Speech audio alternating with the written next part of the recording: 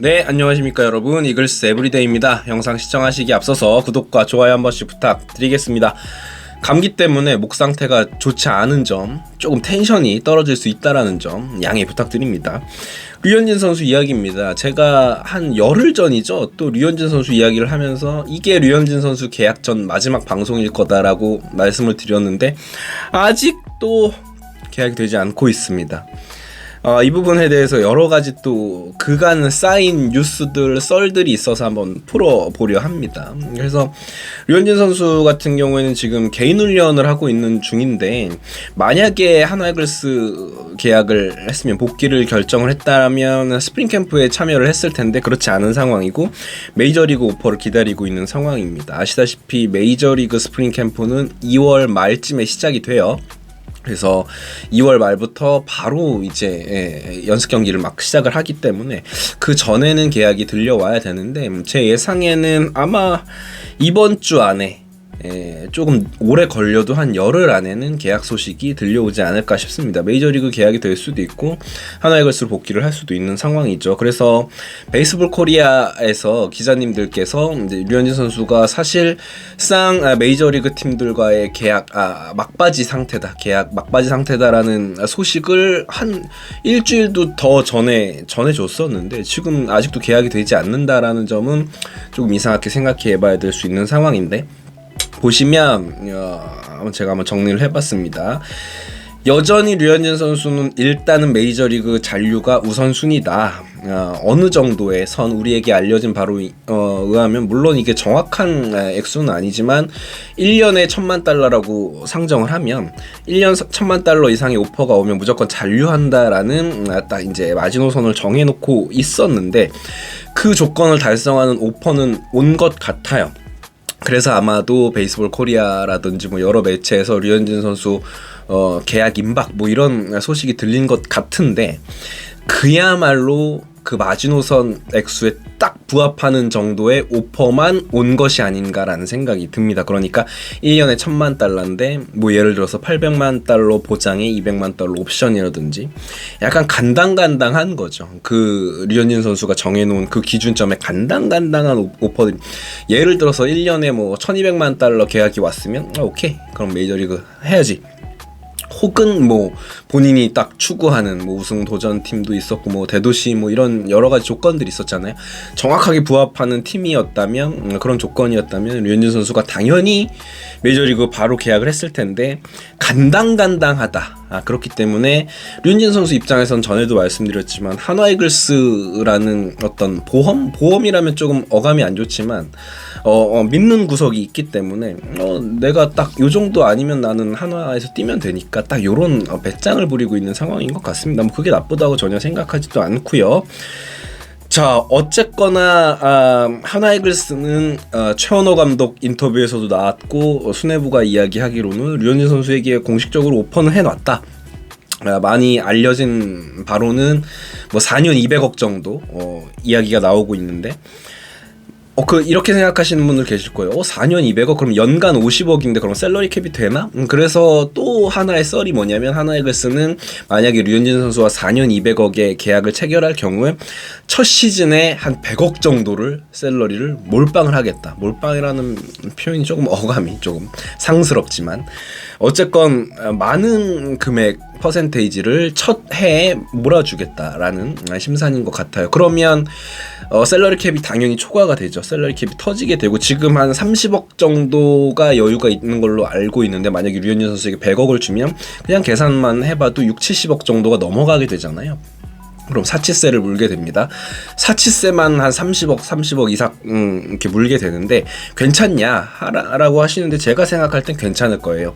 류현진 선수가 옴으로 인한 마케팅 효과라든지 뭐 유니폼 판매 뭐 그리고 이제 신구장으로 가게 됨에 따른 그런 어떤 이슈몰이 등등 해서 사치세를 그렇게 물더라도, 제가 생각할 땐 한화이글스 기업 입장에선, 한화그룹 입장에서도 엄청난 홍보 효과가 될 수 있기 때문에 제 생각에는 뭐 충분히 할 수 수 있는 거다라고 생각을 하고, 이후에 그러면 3년 동안 한 30억씩을 나눠서 류현진 선수에게 연봉을 주게 되면 하나 이글스는 FA 계약을 체결한 뭐 최은성, 최재훈, 이태양 이런 선수들에게 전년 시즌, 올 시즌 연봉을 조금 많이 몰아줬습니다. 첫 시즌, 둘째 시즌에. 그렇기 때문에 셀러리 캡 계산에서도 조금 융통성을 발휘할 수 있다라는 상황이다라고 이해를 하시면 될 것 같고, 물론 그게 정해진 부분은 아니지만 그 정도 생각은 하고 있겠죠. 2년 연속 셀러리 캡을 초과하게 되면 아시다시피 드래프트 지명권이 날아가 버리기 때문에 아마도 뭐 류현진 선수 4년 계약 중에 첫 해에 몰아주거나 첫 해 그리고 세 번째 시즌에 조금 몰아줘서 셀러리 캡을 한 번 초과했다가 그 다음에 들어왔다가 다시 나갔다가 이렇게 퐁당퐁당 작전을 쓸 수도 있다라는 생각이 들어요. 그래서 하나 이글스는 류현진 선수에게 이렇게 이제 오퍼를 한 상태이기 때문에 류현진 선수도 딱 생각하기에 이런 부분이 있습니다. 메이저리그 팀과 3년 이상의 보장 계약을 하긴 힘들 거예요. 그렇기 때문에 하나 이글스가 제시한 4년 보장은 생각보다 매력적일 수가 있습니다. 그래서 그 부분에 대해서 류현진 선수가 그 부분을 믿고 메이저리그 팀들과의 계약에 있어서도 조금 배짱을 부리는 것일 수도 있어요. 근데 하염없이 늘어질 수는 없습니다. 왜냐하면 너무 길어져 버리면 메이저리그 팀이 계약을 오퍼한 것에서 오퍼 조건이 조금 떨어질 수밖에 없어요. 계약을 계속 안 하고 있으면.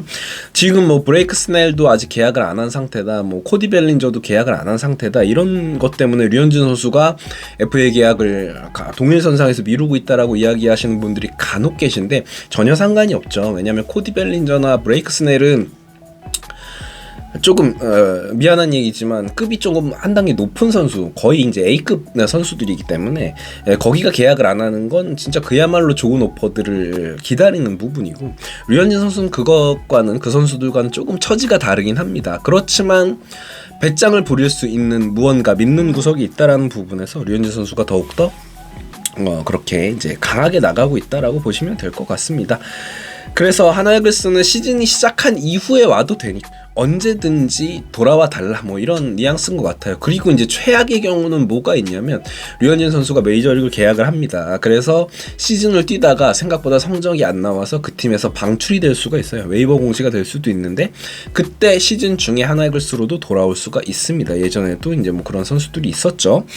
그랬던 것을 보면 하나 이글스 입장에서 뭐 급할 것은 없다. 다만 너의 조건, 최고의 조건을 만들어 놓겠다, 그 정도 입장인 것 같습니다. 그래서 선수들도 그렇고 최원호 감독도 그렇고 류현진 선수가 오기만 한다면 정말 시즌 너무 즐겁게 시작을 할 수 있을 거다라는 분위기가 조성이 되고 있는 것 같고, 실제로 가능성이 없다라고도 생각하지 않습니다. 현장에서 그런 분위기다라면 뭐 류현진 선수 올 가능성이 지금 0%다라고 이야기할 당위성은 없다고 저는 생각을 해요. 그렇게 생각합니다. 아까도 말씀드렸지만 류현진 선수 입장에서도 리스크가 조금 있을 수밖에 없는데, 기존에 지금 오퍼를 받아놨는데 시간이 지나면 그 오퍼조차 철회가 될 수 있다. 류현진 선수는 그 부분을 알고 있겠죠. 알고 있겠지만 그래도 하나 이글스라는 어떤 뒷받침이 되는 부분이 있기 때문에 지금 이렇게 시간을 끄는 것 같습니다. 제 생각에는 지난번 방송에서도 일주일 안에 난다 그랬었는데, 제가 류현진 선수 이 복귀 이야기를 한 10월부터 했어요. 그래서 어쩌면 류현진 선수 토론토 블루제이스가 가을 야구 떨어진 직후에 바로 결정할 수도 있다라고 이야기했는데 그렇지는 전혀 않았고, 지금 거의 4달 정도를 기다리고 있는데 거의 한 시즌 보냈습니다. 류현진 선수 기다리면서 한 시즌 정도를 보낸 상태예요. 그렇기 때문에 모르겠습니다. 이 기나긴 싸움이 어떻게 결론이 날지는 모르겠지만, 뭐 팬들 입장에서는 이제는 뭐 마음을 비운 채 오면 좋겠다 정도 상상하면서, 그럼 이제 류현진 선수가 오면 하나 이글스가 과연 5강 갈 수 있느냐라고 말씀하시는 분들 계실 텐데, 제가 예상하기로는 5강 전력 충분히 될 수 있다라고 생각해요. 특히나 선발진은 10개 구단 통틀어서 거의 최강급이 되지 않을까 싶습니다. 류현진 선수 아무리 그래도 류현진 정도의 커리어를 가진 메이저리그 투수가 KBO 리그에 외국인 투수로 오진 않잖아요. 뭐 ERA 챔피언을 가지고 있는 선수고 뭐 진짜 메이저리그 평균 자책점 통산 평균 자책점이 3점대에 달하는 선수인데 이런 커리어를 가진 선수가 오는 경우는 없기 때문에 KBO에 오는 외국인 투수들보다 훨씬 더 기대감이 클 수밖에 없죠. 류현진 선수는. 그리고 조금 연차가 있는 김광현이나 양현종 선수가 잘 던지는 모습을 보면 류현진 선수 뭐 그보다 일단 티어가 높은 선수이기 때문에 당연히 잘할 수 있다라고 생각하고, 그러면 적어도 류현진, 문동주, 산체스, 페냐까지 4명의 선발은 굉장히 안정적으로 돌아가는데 이렇게 4명의 투수가 안정적으로 로테이션 돌아가는 팀이 많진 않잖아요. KBO 리그에. 거기에 올 시즌에는 뭐 어느 정도 보여준 게 있는 뭐 김민우라든지 뭐 슈퍼루키인 황준서라든지 뭐 지난 시즌에 잘해줬던 김기중, 이태영 이런 선수들이 있기 때문에 선발 5명 로테이션이 안정적으로 돌아갈 수 있는 팀은 당연히 상위권으로 분류될 수밖에 없다라고 저는 생각을 하고, 류현진 한 명이 오면서 불펜 뎁스도 굉장히 좋아질 수밖에 없거든요. 선발 경쟁을 하던 선수가 불펜으로 가게 되는 것이기 때문에 말이죠. 그래서 류현진 선수가 오면 뭐 5강뿐만이 아니라 더 높은 곳을 바라볼 수 있다고 저는 감히 예상을 해봅니다. 물론 류현진 없이도 5강 싸움을 해야 되는 하나 이글스이기도 하고요. 어쨌든 그렇습니다, 여러분. 류현진 선수 이야기를 제가 거의 뭐 한 달에 2-3번은 다루고 있는데 이제는 정말 막바지가 된 것 같고 이번 구정 선물로 류현진 선수의 복귀 이 뉴스 접하고 싶습니다. 물론 기대는 저만 하겠습니다. 여러분들 마음을 비우고 계시면 좋을 것 같습니다. 감사합니다, 여러분. 감기 조심하고요. 하시고요. 저도 지금 죽겠습니다. 어쨌건 건강 잘 챙기시고요.